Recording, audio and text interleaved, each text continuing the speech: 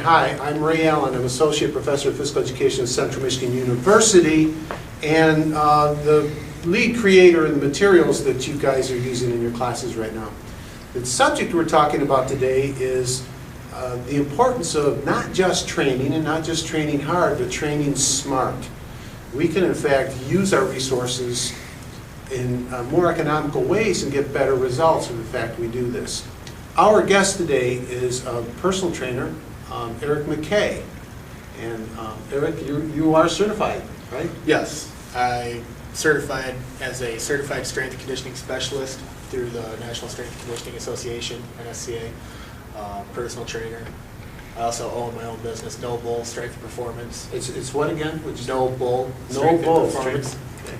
And who's your audience? What kind of person do you tend to work with?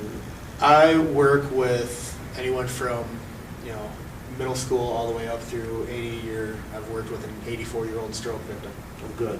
So it's kind of reaching everyone, Right, improving because everyone's lives. one of the arguments we're trying to make is that this is a lifestyle. This is something that we want individuals that they actually need, to do over their lives. Oh, yes, definitely. And why?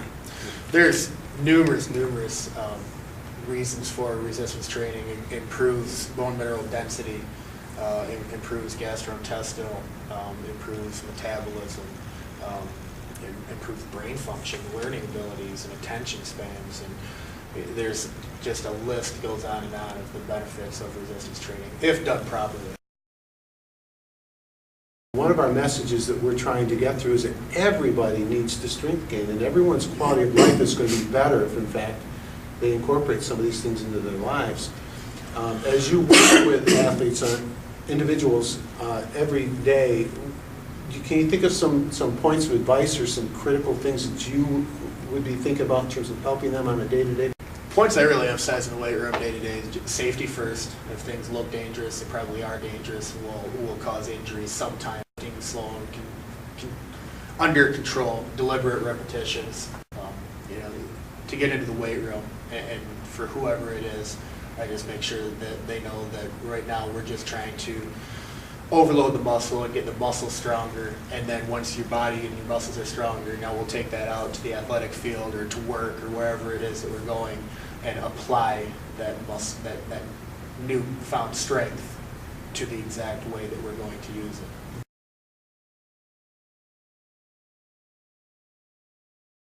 Okay. Now, I'm not the expert that you are in this area, but with my degree and the work that I've done,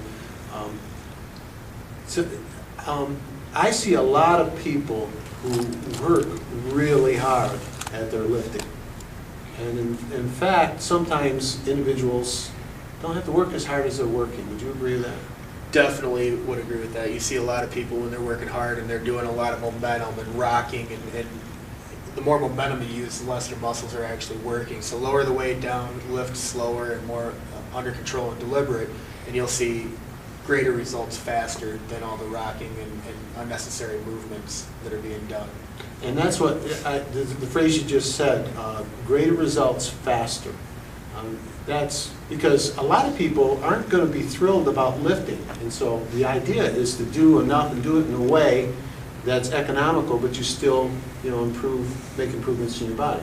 Right. It's just taking a little bit of time to understand just the very, very basics of how the muscles work, and to try and get the most effective, most efficient lifting form in those lifts, so that you're not doing things wrong and have a lot of wasted movement or wasted time in the fitness center. Because a lot of people, time is valuable, so they don't want to go in and work out for 2 hours a day. And you don't need to. You can be done in 20 to 30 minutes. Yeah, isn't that great? You don't need to do that. And if I'm a young person, not thrilled about lifting, but I want a healthy physical body, can I get it done in 20 to 30 minutes? Easily. Yeah. Very easily. You just have to be smart. Just work be hard, smart. work smart.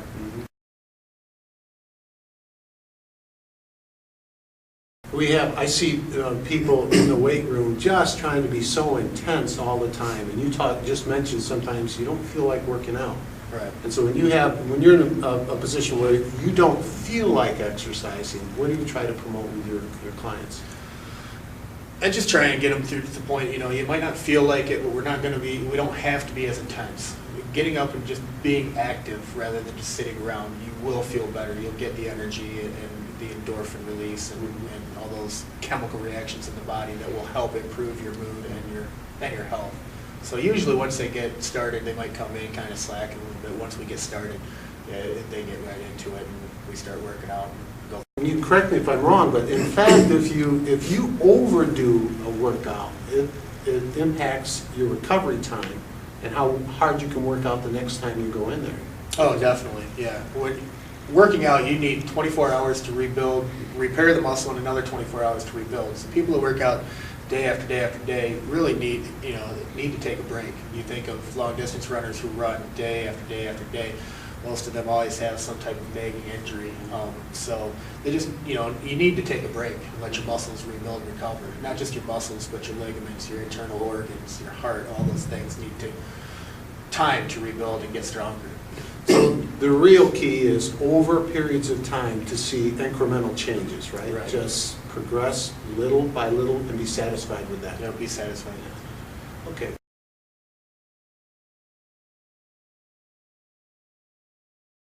And we think about, when you and I were growing up and as athletes, we had that adage, no pain, no gain.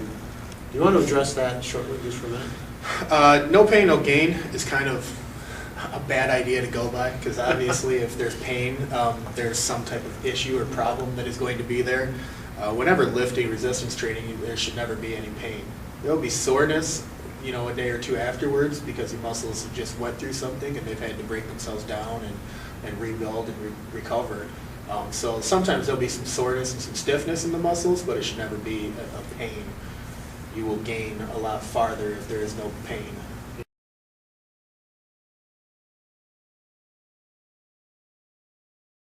When you're working with an athlete or working with a client, not necessarily an athlete, because not just athletes need to lift and train, but if you wanted them to make continuous progress, what are some kinds of things that would be going through your mind as they're going through workouts? As they're going through workouts, obviously consistency is the biggest thing. If you're going to train and work out, you've got to be consistent with it. The communication, easier to get workout with a partner to help motivate you and keep you going. If one's not feeling like going, the other one will go and kind of drag you along. And once you get there, it's just a way to energize yourself and get going. So, workout.